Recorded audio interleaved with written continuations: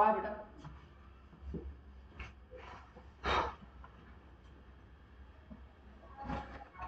लक्ष द्या, इव्होल्युशन आपल्याला चालू करायचं.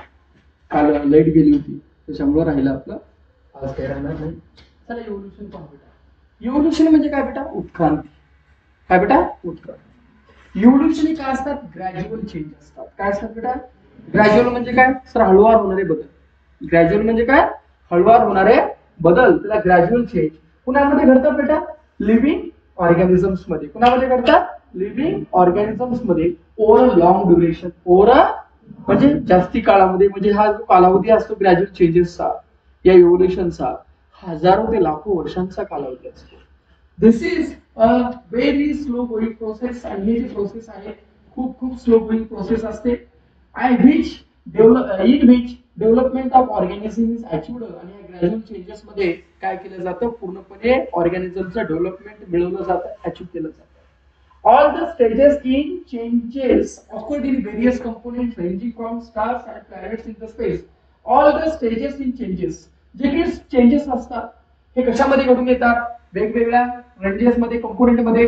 स्टार्स मध्ये चेंजेस, स्टारची पोझिशन सुद्धा चेंज होत असते, प्लॅनेटची पोझिशन चेंज होत असतात, कारण आपण कंटिन्युअसली रोटेट होतो. सोलार सिस्टीम सुद्धा रोटेट होते असं म्हटलं जातं.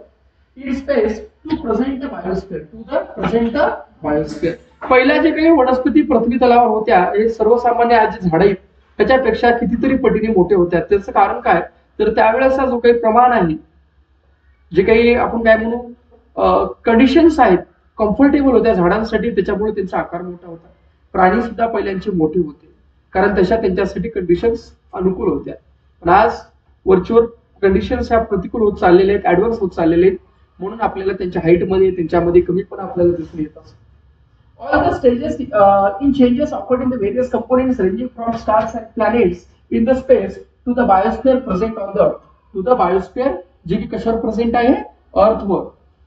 अर्थ should be included in the study of evolution. आणि ज्यावेळेस आपण उत्क्रांतीचा सिद्धांताचा अभ्यास करतो, इव्होल्युशनचा आपण अभ्यास करतो, त्यावेळेस आपण अर्थची सुद्धा आपण स्टडी केलं पाहिजे, किंवा अर्थला सुद्धा त्याच्यामध्ये इन्क्लूड आपण केलं पाहिजे. हे काही विचारत नाही कोणी, ठीक आहे? फॉर मी आता बघा डेफिनेशन काय बघा इव्होल्युशनची बेटा. एक तर वरी पाहिलं, gradual changes in the living organism over a long duration. Over a long duration त्याला काय म्हटलं जातं? इव्होल्युशन. आता दुसरी डेफिनेशन आहे बेटा. पहा बेटा काय आहे? Formation of new species. Species म्हणजे काय? प्रजाती. स्पेसीज म्हणजे काय? प्रजाती. Formation of new species due to changes in specific characters. त्यांचे जे काही स्पेसिफिक कॅरेक्टर्स आहेत त्याच्यामध्ये जे चेंजेस होतात, त्याच्यामुळे जे काही त्या ठिकाणी आपल्याला नवीन स्पेसीस जे काही असतात त्याच्यामध्ये जे चेंजेस होतात. In specific characters for several generation, किंवा जे काही स्पेसिफिक कॅरेक्टर्स असतात त्या सेव्हरल जनरेशन मध्ये त्या लिव्हिंग ऑर्गॅनिझमच्या जे काही बदल घडून येत असतो. हा बदल कशामुळे घडून येत असतो बेटा? नॅचरल सिलेक्शनला असणारा रिस्पॉन्स. म्हणजे काय? जे स्वतःला मॉडिफाय करतात ते सर्व्हाइव्ह करतात, जे स्वतःला मॉडिफाय करत नाही ते काय होतात? पेरिश होतात. काय होतात? पेरिश होतात. हा जो आहे कन्सेप्ट त्यालाच काय म्हटलं जातं? इव्होल्युशन. काय म्हणतात बेटा? सांगा काय म्हणता? मला माझ्या मागे एकदा. Formation of new species due to changes in specific characters of living organism for several generations as a response to the natural selection is called as a evolution. बघा आपल्या पृथ्वीवर जवळपास 3.5 बिलियन इयर्स वर्षापूर्वी लिव्हिंग ऑर्गॅनिझम अस्तित्वात नव्हते. होते का बेटा? नव्हते. तर पहिल्यांदा काय झालं? सुरुवातीला at the beginning there may have been only simple element are formed in the ocean. असं म्हटलं जातं की सुरुवातीला जे काही तयार झाले ते पहिल्यांदा काय तयार झाले बेटा? सांगा बरं का? सिंपल एलिमेंट ओशन मध्ये, समुद्रामध्ये तयार झाले. सिंपल एलिमेंट तयार झाले. मग त्या सिंपल एलिमेंट पासून काय तयार झाले? ऑर्गॅनिक आणि इनऑर्गॅनिक कंपाऊंड तयार झाले. सांगा सिंपल एलिमेंट पासून काय तयार झाले? सांगा बरं का सर? ऑर्गॅनिक आणि इनऑर्गॅनिक कंपाऊंड. काय तयार झाले सांगा बेटा? सिंपल एलिमेंट पासून काय तयार झालं सांगा? ऑर्गॅनिक आणि इनऑर्गॅनिक कंपाऊंड तयार झाले. पहिला काय म्हणलं सर? आताच तुम्ही सांगितलं होतं की ओशन मध्ये पहिल्यांदा काय तयार झालं बेटा? Simple element. बरोबर आहे. त्या सिंपल एलिमेंट पासून काय तयार झाले सांगा बरं का मुडबे? काय तयार झालं? सर ऑर्गॅनिक आणि इनऑर्गॅनिक कंपाऊंड तयार झाले. ह्या ऑर्गॅनिक आणि इनऑर्गॅनिक कंपाऊंड पासून काय तयार झालं सांगा? Complex compound. कॉम्प्लेक्स कंपाऊंडचे नावं सांगा बेटा. एक आहे प्रोटीन आणि दुसरं काय बेटा? Nucleic acids. हे कदाचित तयार झाले असतील फॉर लॉंग ड्युरेशन टाइम मध्ये. आणि ह्या सिंपल कंपाऊंड पासून पहिला प्रिमिटिव्ह टाइप ऑफ सेल तयार झाला. First primitive type of cell is formed. What is a primitive type? काल मी एक्सप्लेन केलं होतं. प्रिमिटिव्ह म्हणजे काय? सेलची पूर्वावस्था. जसं आपण म्हणलो पाय पूर्णपणे डेव्हलप न झालेली अवस्था. समजा आपला लेग आहे, पाय, पण तो पूर्णपणे जर डेव्हलप झालेला नसेल तर त्याला काय म्हणलं जातं? Primitive stage of cell. किंवा सेल म्हणजे काय? पेशी. पेशी तयार होण्याच्या पूर्वीची जी काही अवस्था असते, मूळ अवस्था, त्याला काय म्हणायचं? Primitive stage of the cell. म्हणजे पूर्ण डेव्हलप झालेत का? नाही झाले. Primitive stage of the cell may have been formed from. हे कशापासून तयार झाले? आता जे वरी तयार झाले ते ऑर्गॅनिक आणि इनऑर्गॅनिक कंपाऊंड यांच्या मिश्रणातून, यांच्या मिक्सरमधून, ऑर्गॅनिक आणि इनऑर्गॅनिक कंपाऊंड यांच्या मिश्रणातून त्या ठिकाणी काय तयार झाले? First primitive types of cells तयार झाले. आणि यांची संख्या कशी होती? Number of this cells may have increased at the cost of surrounding. त्यांची संख्या जे वाढत चाललेली आहे ते कशामुळे वाढत गेलेली आहे? सराउंडिंग मुळे जे काही कंडिशन्स आहेत त्याच्यामुळे यांची संख्या वाढत चाललेली आहे. कशामुळे बेटा? सराउंडिंग मध्ये जे काही कंडिशन्स आहेत त्याच्यामुळे यांची संख्या वाढत चाललेली आहे. कंडिशन म्हणजे काय? जे सराउंडिंग मध्ये केमिकल्स प्रेझेंट आहेत. काय बेटा? जे सराउंडिंग मध्ये काय प्रेझेंट आहेत म्हटलं? केमिकल्स. जे काही सराउंडिंग मध्ये काय प्रेझेंट आहेत? केमिकल्स प्रेझेंट आहेत. त्याच्यामुळे यांची काय वाढत चाललेली आहे सांगा बरं का? संख्या वाढलेली आहे. Due to the present of the chemicals in the surrounding the number of cells are increased. They may have been some differences among those cells. आणि जरी या सेल्स मध्ये आपल्याला म्हणजे तयार होताना दिसत असले तरी सुद्धा आपल्याला त्यांच्यामध्ये एक आढळून येतं की हे सेल्स वाढत असताना वेगवेगळ्या पद्धतीने वाढतात. वेगवेगळ्या पद्धतीने वाढतात म्हणजे सेल्स सुद्धा सारखे असतात का डिफरंट असतात? डिफरंट सेल्स आपल्याला पाहायला मिळत असतात. बघा, there may had been some differences among those cells. आणि या ठिकाणी पहा त्याच्यामध्ये आपल्याला काही त्या सेल्स मध्ये डिफरन्सेस पाहायला मिळतात.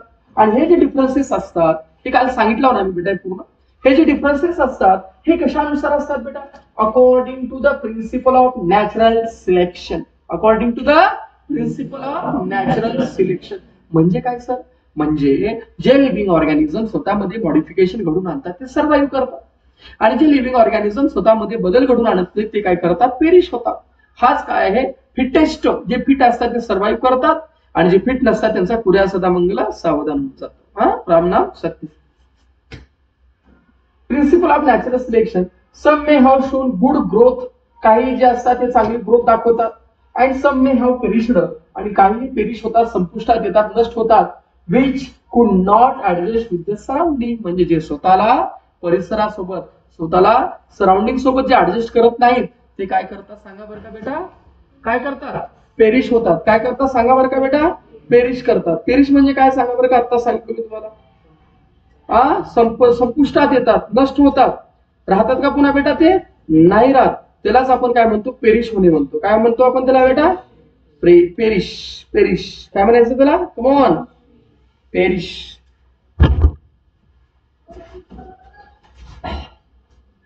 आजच्या घडीला आपण पाहतो की हा जो काही बदल झाला याच्यामुळे आज आपल्याला करोडो अशा स्पेसिस प्लॅन्टच्या अॅनिमलच्या आपल्याला पाहायला मिळतात. बघा, at present crores of species of animals and plants with huge diversity. Diversity म्हणजे काय? विविधता. बघा, मांजर सुद्धा आपण पाहायला गेलं तर मांजराच्या सुद्धा आपल्याला शेकडो प्रजाती पाहायला मिळतात. कुत्र्याच्या सुद्धा आपल्याला शेकडो प्रजाती पाहायला मिळतात. जनावरांच्या पाहायला गेलं तर वेगवेगळ्या प्रजाती. एकाच समजा एक डॉग आहे, त्या डॉग मध्ये अनेक प्रजाती आपल्याला पाहायला मिळत असतात. आणि हे जे शक्य आहे कशामुळे आहे? जे काही त्याच्यामध्ये बायोडायव्हर्सिटी आहे, जे काही सेलची वेगवेगळ्या पद्धतीने ग्रोथ झालेली आहे त्याच्यामुळे आपल्याला त्यांची बायोडायव्हर्सिटी किंवा डायव्हर्सिटी आपल्याला पाहायला मिळते. बायोडायव्हर्सिटी म्हणजे जैव विविधता आणि डायव्हर्सिटी म्हणजे विविधता म्हणजे वेगळेपणा. डायव्हर्सिटी म्हणजे काय बेटा? वेगळेपणा. त्यालाच आपण विविधता म्हणतो.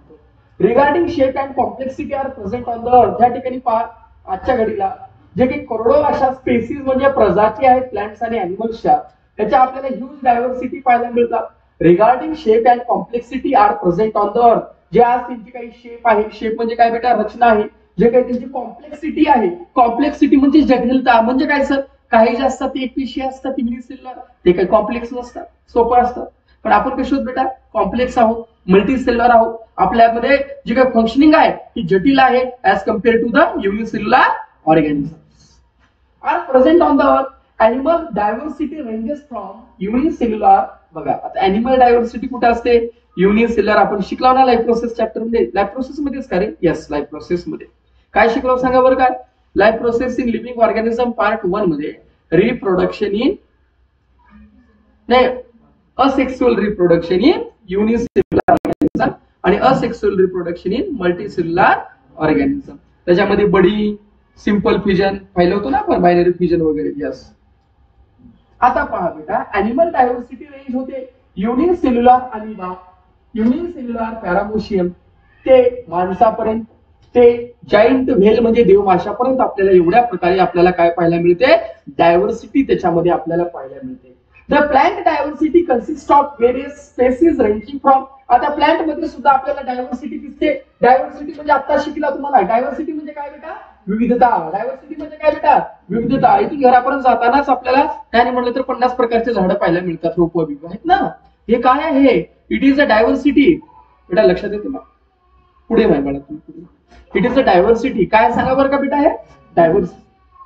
The plant diversity consist of various species. Plant diversity मध्ये वेगवेगळ्या प्रकारच्या स्पेसिस असतात. युनिसेल्युलर क्लोरेला ते huge banyan tree. Unicellular chlorella ते ह्यूज बनियान ट्री.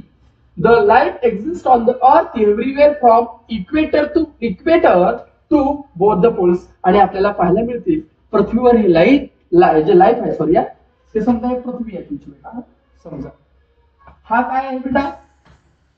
हा सर नॉर्थ पोल आहे आणि हा कोणता बेटा? South pole. आणि ह्याला काय म्हणलं जातं? इक्वेटर. ह्याला काय म्हणतात बेटा?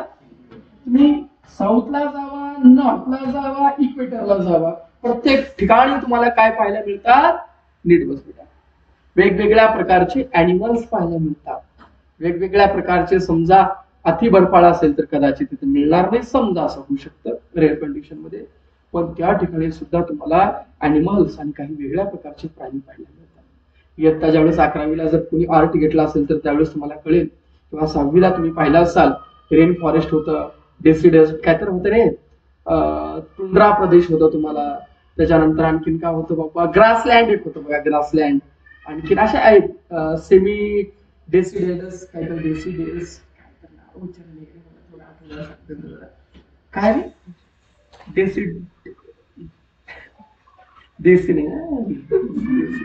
ठीक आहे. वेगवेगळ्या प्रकारचे तुम्हाला त्या ठिकाणी ग्रीनलँड पाहायला मिळतो. त्याच्यानंतर राईट विजयने काय होतं, जाऊ दे काय करा. The life exist on the earth everywhere from the equator to both the poles. Organism are present at all the places. Like आता ऑर्गॅनिझम कुठे प्रेझेंट आहेत? सर पाण्यात गेलं का ऑर्गॅनिझम आहेत, माशा बिशा आहेत का नाही बेटा? हवेमध्ये किडे वगैरे आहेत का नाही बेटा? आहेत. नंतर लँडवर आहेत का नाही? आहेत. त्याच्यानंतर रॉक खडकामध्ये येस आहेत.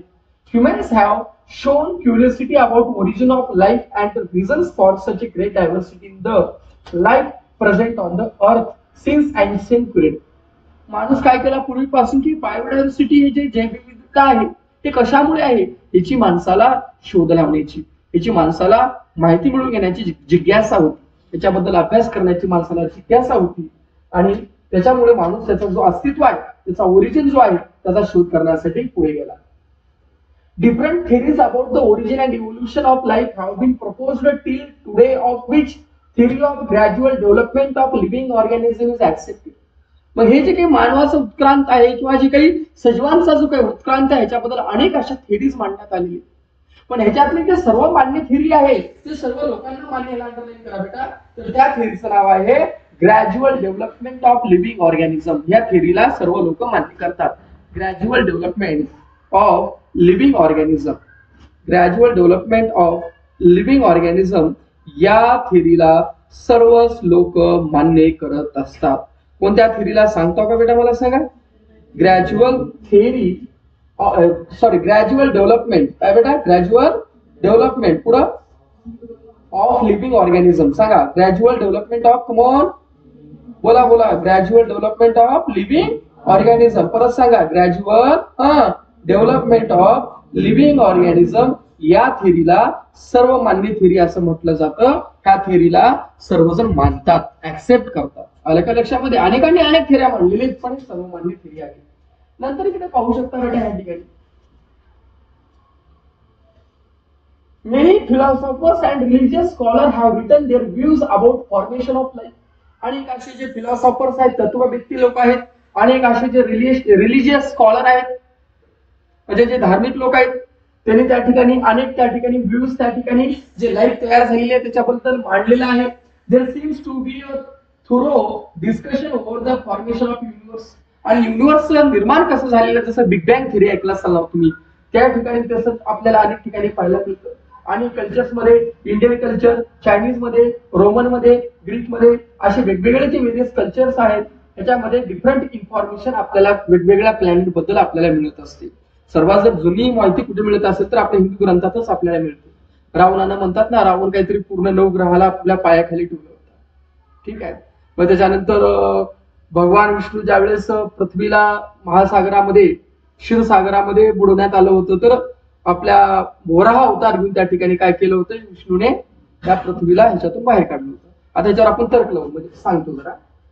आता बघा, पंचमहाभूत, information about the planet star बद्दलची माहिती आहे. पंचमहाभूत 5 तत्व जे आपण म्हणतो, हवा, पाणी वगैरे जे ना, दॅट इज द 5 तत्व.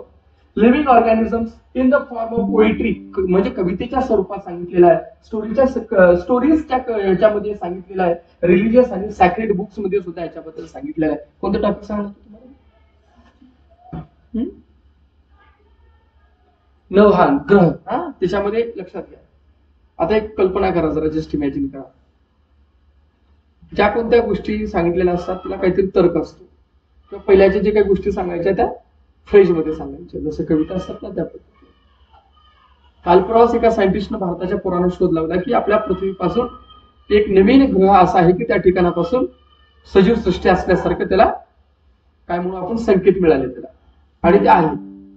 आता मला सांगा, तिथं जाणं आपल्याला शक्य आहे का? ऍज अ कंडिशन राईट नाव आपली जी स्पीड आहे, it is not possible. We don't know about how to go there, but it पण आहे का नाही?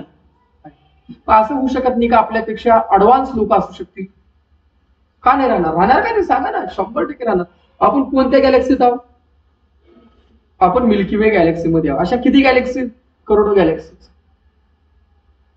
आपल्या जवळची गॅलेक्सी कोणती? अँड्रोमेडा गॅलेक्सी. मग असं का शक्य नाही की त्या गॅलेक्सीमध्ये सुद्धा लोक असतील? Why not? आपल्यामध्ये जर गोल्डी झोन असेल, गोल्डी झोन मध्ये that is a habitable zone for the human beings to live. जसं मार्स बी हॅबिट थोडा येतो त्याच्यामध्ये, त्याच्यावर लोक राहू शकतात. का राहू शकत नाही? आणि तुम्हाला गंमत सांगतो आता, भगवान विष्णूचं जे मी म्हणलं तुम्हाला सुरुवातीला, भगवान विष्णू काय करतात, पाण्यामध्ये माशीचा अवतार घेतात. तुम्ही स्टोरी माहिती आहे का तुम्हाला? माशीचा अवतार घेताना ते कुणाला, मनूला भेटतात ना रे, मनूलाच भेटतात. आणि त्याला एक दिवस सांगतात, त्याला ते पाण्यामध्ये जातो आणि त्या ठिकाणी माशी त्याला भेटते आणि माशी घरला घेऊन येतो. माशीचा आकार घंट्याला मोठा मोठा मोठा व्हायला लागतो. घरामध्ये ठेवल्यावर पुन्हा आकार मोठा वाटतो. मग घरातलं सारं बारीक पडतं वस्तू, मग पुन्हा त्याला नदीमध्ये सोडलं जातं.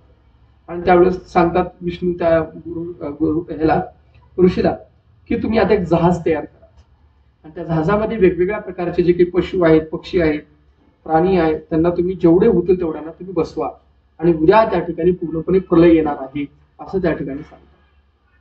आणि तिने सांगितल्याप्रमाणे त्या लोकांना ते बसवलं जातं. काही लोक बसत नाहीत, कुणी बसतं, आणि बसल्यानंतर त्या पद्धतीने जे सांगतात वेगवेगळ्या प्रकारचे बीज असतील त्या सर्वांना ठेवलं जातं. आणि पुन्हा खरोखर तसा महापूर येतो आणि सर्व लोक वाहून जातात. हे करतात, पुढचं थोडं मला लक्षात नाही. आणि त्या ठिकाणी पुन्हा काही काळानंतर चांगली ज्यावेळेस जागा येते त्यानंतर त्या ठिकाणी सुखरूप त्यांना बाहेर काढलं जातं आणि पुन्हा प्रजनन त्या ठिकाणी हे आपल्यामध्ये आहे. आता सांगतो तुम्हाला बायबलमध्ये काय. बायबलमध्ये तर असं सांगितलं की पहिल्यांदा ऍडम आणि हवाची स्टोरी आहे त्यांच्यामध्ये, ऍडम आणि हवा. आणि मुस्लिम मध्ये आहे आदम आणि काहीतरी वेगळंच नाव आहे त्यांच्यामध्ये असे. आणि ह्या जर सर्वांमध्ये जर सिमिलॅरिटी पाहिल्या गेलात सर्व धर्मात, तर तुम्हाला ही स्टोरी प्रत्येकामध्ये मिळणार आहे. कोणती? जहाजाची.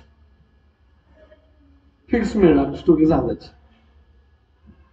तुला रे काय करायला असतं?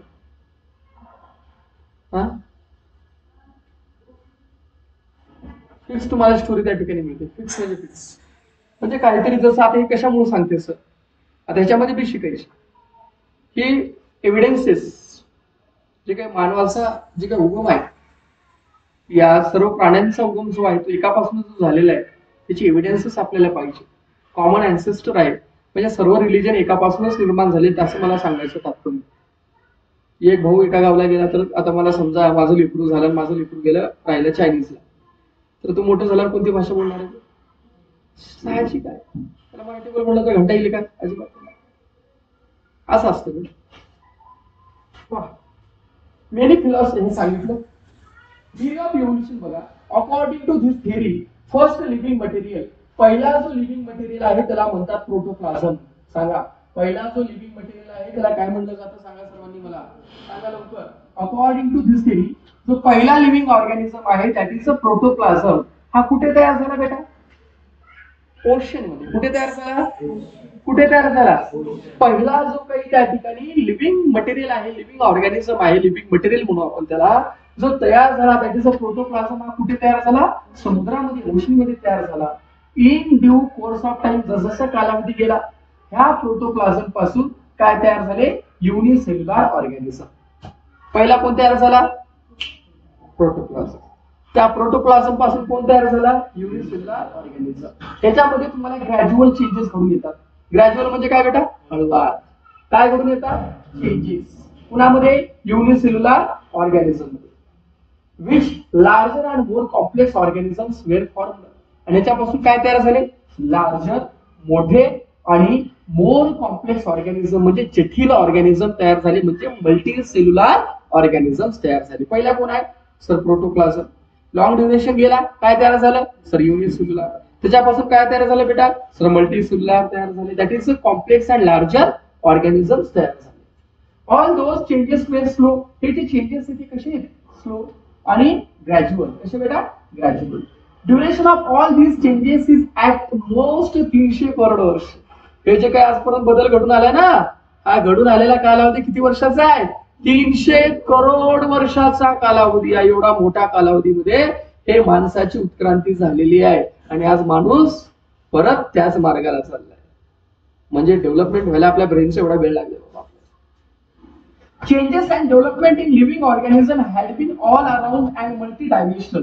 जे काही चेंजेस म्हणजे बदल आहे, जे काही डेव्हलपमेंट आहे, जे विकास आहे लिव्हिंग ऑर्गॅनिझमचा हॅड बीन ऑल अराउंड, सर्व समुदाय झालेले आहे. फक्त एका कोणत्या पृथ्वीच्या एका भागात झालेला नाही किंवा कोणत्या एका ऑर्गनचं झालेलं नाही, तर प्रत्येक ठिकाणी झालेलं आहे, प्रत्येक ऑर्गनचं झालेलं आहे. आणि मल्टी डायमेन्शनल, बहुआयामी म्हटलं जातं, म्हणजे प्रत्येक ऑर्गॅनिझमचं त्या ठिकाणी डेव्हलपमेंट झालेलं आहे. आणि याच्यामुळे काय झालेलं आहे? इव्होल्युशन.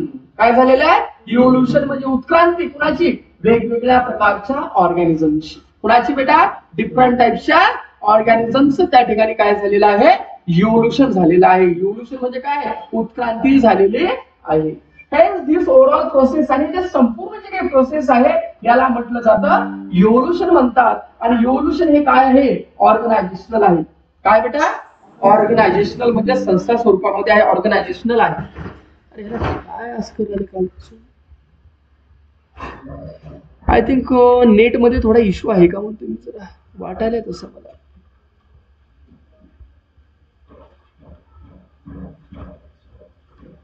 ठीक आहे. कालचा व्हिडिओ चेक केलो का? अडकायला गेले ना कुठे मध्ये? सुरुवातीचा सोडा, मध्ये कुठे अडकायला का पुन्हा? Progressive development of plants and animals from the ancestor. Progressive. Progressive म्हणजे काय? एका पिढीपेक्षा पुढची पिढी. ए बैला,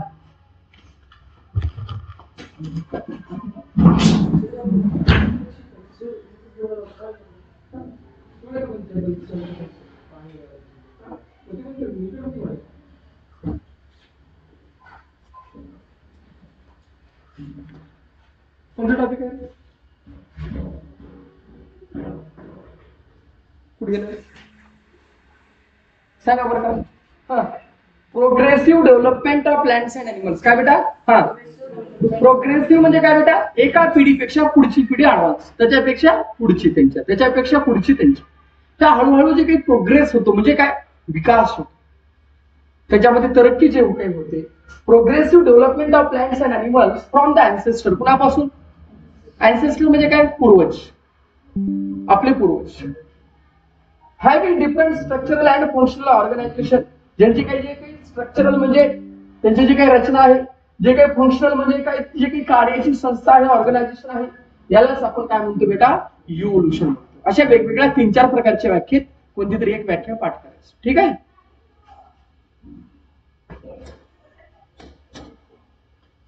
आता झाला टॉपिक IMP चालू. आतापर्यंत काहीच पडलं तर डेफिनेशन पडल इव्होल्युशन म्हणजे काय. आता इथून मात्र परीक्षेला पडण्यासारखं आहे, फिक्स पडते म्हणजे पडते. आता पहा बेटा, एव्हिडन्सेस ऑफ इव्होल्युशन. इव्होल्युशनचे कोणते कोणते एव्हिडन्सेस आहेत ते आपल्याला पाहिजेत बेटा.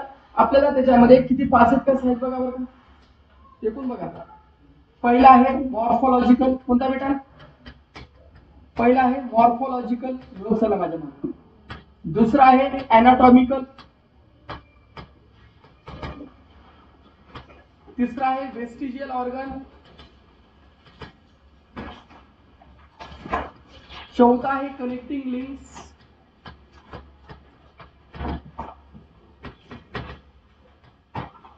पाचवा आहे पॅलेंटोलॉजिकल.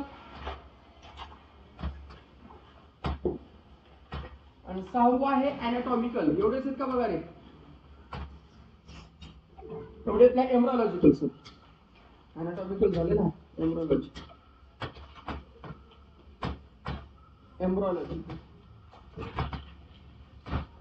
बघा कोणते कोणते बघा. मॉर्फोलॉजिकल, अॅनाटॉमिकल, वेस्टिजियल, पॅलेंटोलॉजिकल, पॅलिओन्टोलॉजिकल, नंतर आहे पुढे कनेक्टिंग लिंक्स, आणि लास्ट आहे एम्ब्रोलॉजिकल. लवकर नाव लिहा, एक एक लिहा सर्व.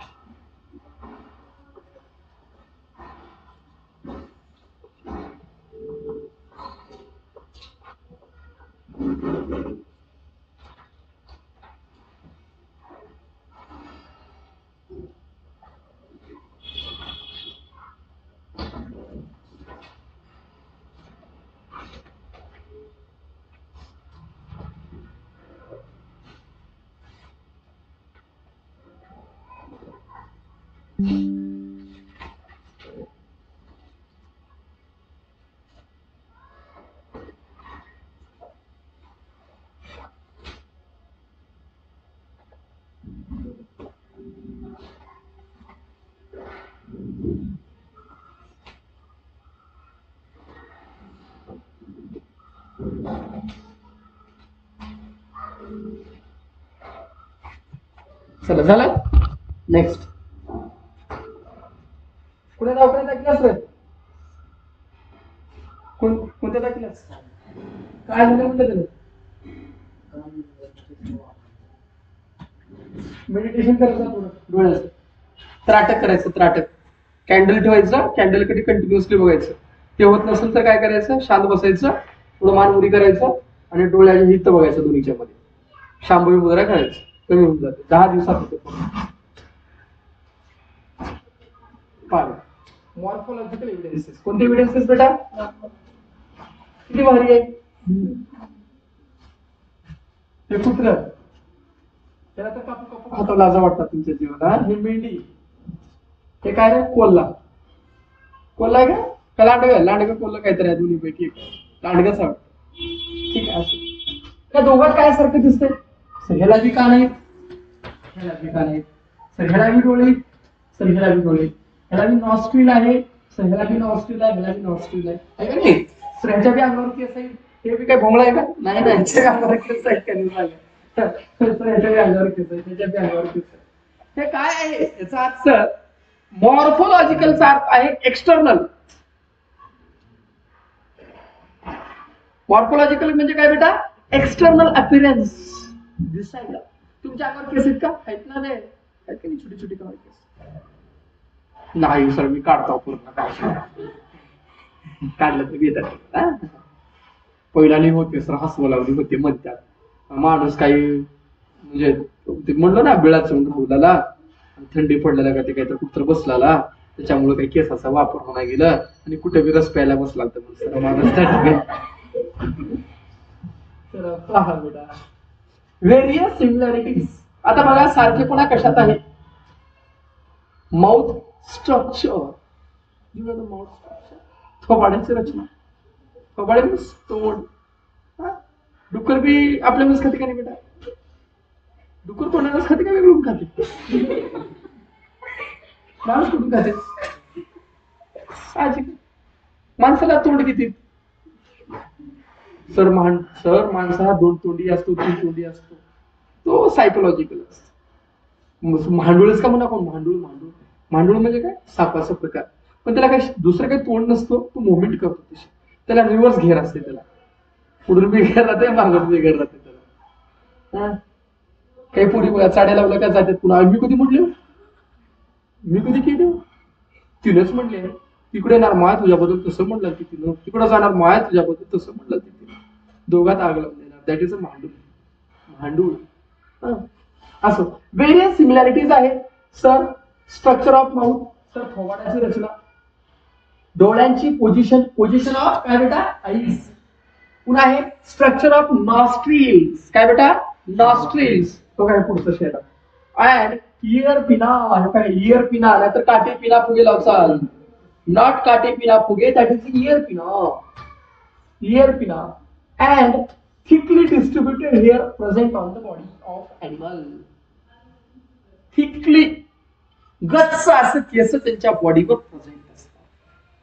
Thickly distributed hair is present on their body. काय काय तुम्हाला सांगितलं सांगा बरं का sir?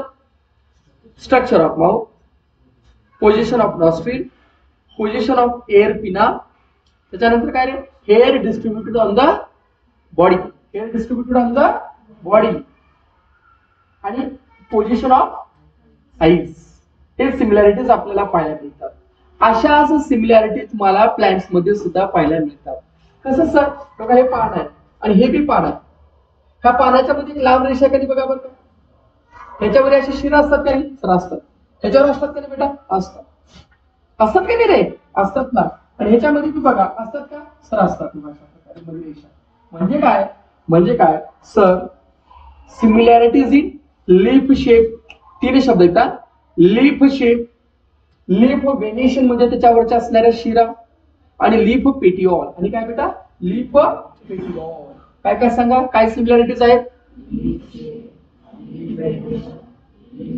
Leaf shape, leaf venation आणि लीफ पेटिओल हे आपल्याला त्याच्यामध्ये काय दिसतात? सिमिलॅरिटीज आलेल्या दिसतात. अशाच आपण ऍनिमल्स मधल्या सिमिलॅरिटी सांगितलं. सांगा परत दिसतात sir. Structure of mouth, position of eyes, structure of nostrils, ear pinna, and thickly distributed hair on the body. आणि प्लांट मध्ये बेटा lip shape, lip venation and lip petiole.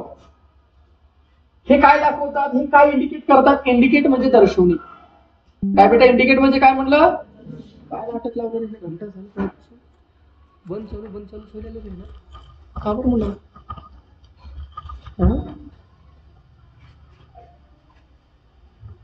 काय झालेलं?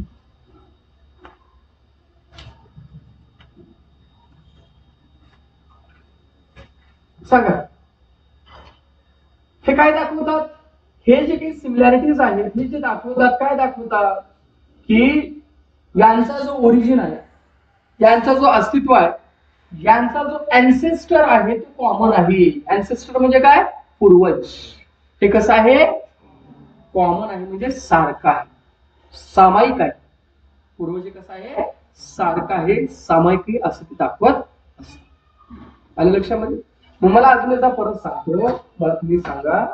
आता जे मी पाहिलं त्याच्यामध्ये अॅनिमल मधल्या सिमिलॅरिटी मला तुम्ही पहिल्यांदा सांगा. अॅनिमल्स, कम ऑन, बघून सांगायचं द्या, न बघता सांगा. Structure of mouth,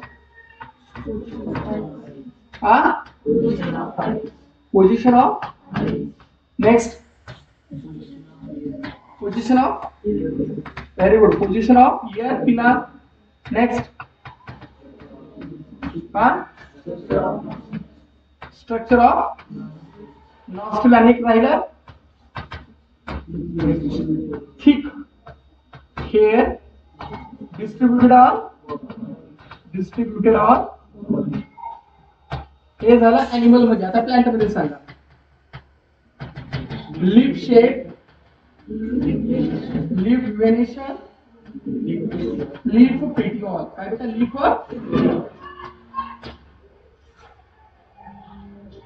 any problem. हे जे सिमिलॅरिटीज आहे काय दाखवतात त्यांचा जो अँसेस्टर आहे तो कसा आहे.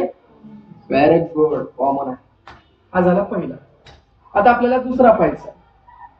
लक्षात ठेवायचं मॉर्फोलॉजिकल म्हणजे काय बेटा एक्सटर्नल. अॅनाटॉमिकल म्हणजे काय आतील हाडाची वगैरे. ओके हे बघा बेटा हाड हाड हाड हे माणसाचं हात आहे. काय काय केलं असेल कुठे कुठे हात लावला असेल. खरं का कुठं बोलतो खरंच बोलतो काय नाही. ते बैलाचं पुढचं पाय आहे ते कुठे बी लावणार ते लावतच नाही तर कुठे लावणार. हे वटवागळाचं पंख आहे. यू नो वटवागुळ पॅटेजियम ऑफ बॅट. वटवागुळ माहितीये का रात्रीच्या वेळेस उलटे टाकून राहते वॅम्पायर. नंतर हे आहे व्हेल्स माशाचा फ्लिपर. म्हणजे तुम्हाला काय लक्षात आलं ह्युमनचा काय असतो हँड. कॅटचा किंवा ऑक्सचा काय असतो फोरलेग पुढचा पाय. बॅटचा काय असतो पॅटेजियम. आणि व्हेलचा काय असतो फ्लिपर. व्हेलचा काय असतो लक्षात राहील फ्लिपर. समजा सर्वांचा कार्यक्रम झाला. आता फक्त हाडं राहिलं. आता हाडामध्ये पाहताना तुम्हाला काय दिसतंय सर एका दुरी तिरी चवा पंजा.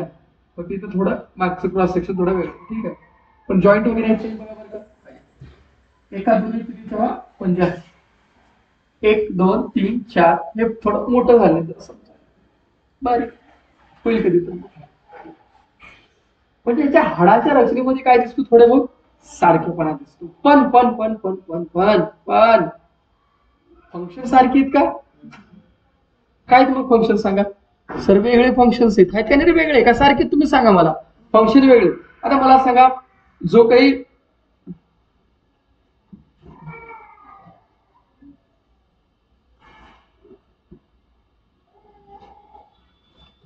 हो का बेटा हे भगवान.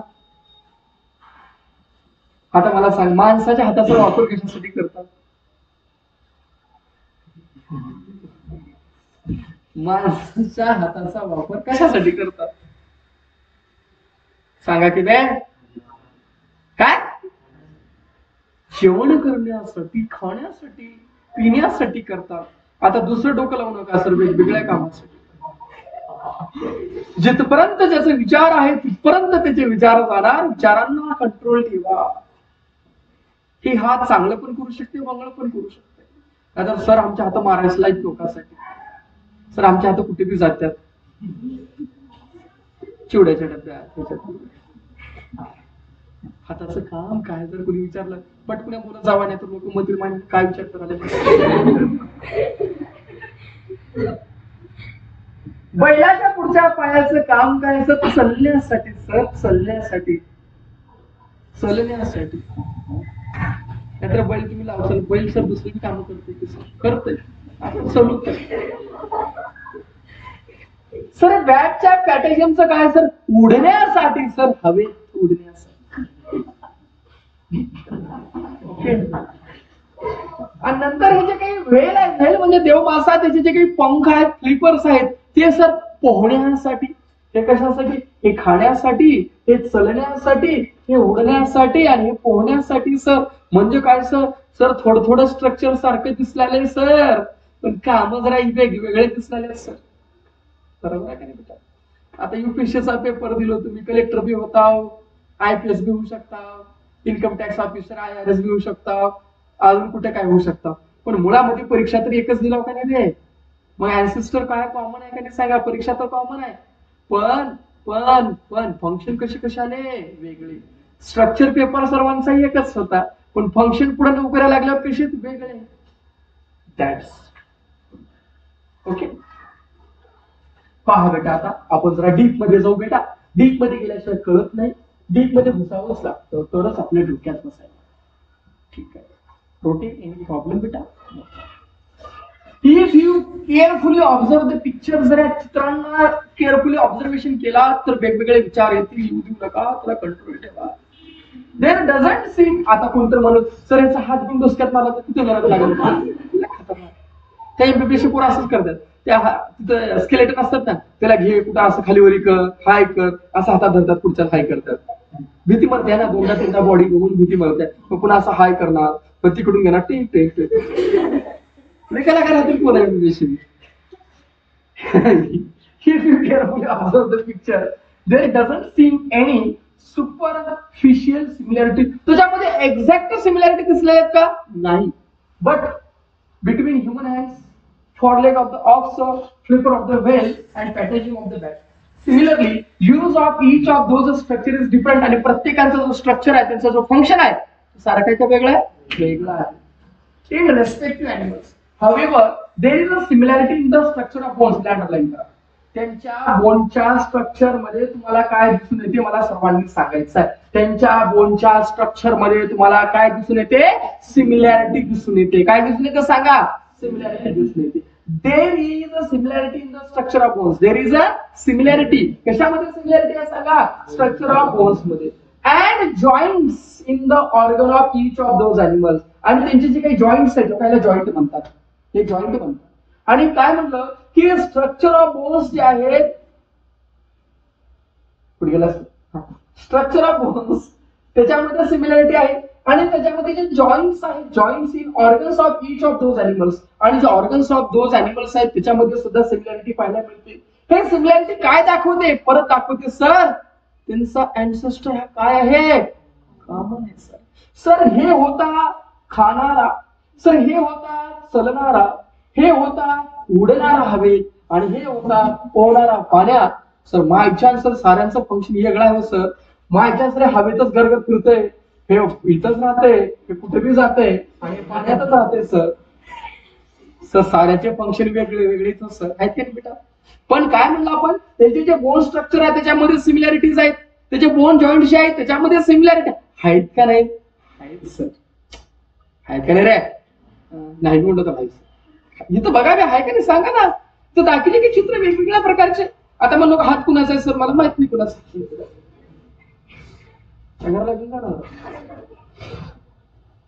ठीक आहे, एकदा बघून घ्या व्यवस्थितरित्या, समजेल, तुमच्या डोक्यात घुसेल.